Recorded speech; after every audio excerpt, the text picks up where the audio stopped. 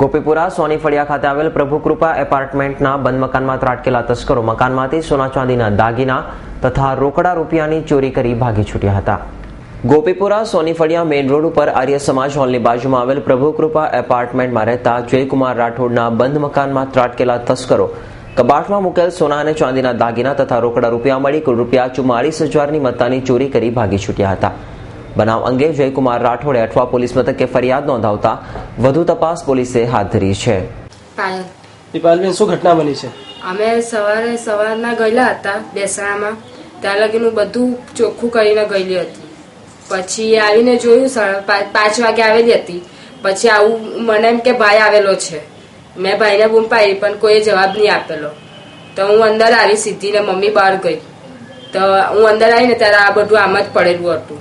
તો મેં મમ્મીને કીધું, મેં કહ્યું મમ્મી જે આ બધું ગયું. મેં કીધું આશરે ચોર કેટલી રકમ અને કેટલા ઘરેણા લઈ ગયા છે? 4.5 જેવું હતું. રકમ ટોટલ કેટલી? ટોટલ 44,000 જેવું હતું. Bureau report S9 news, Surat.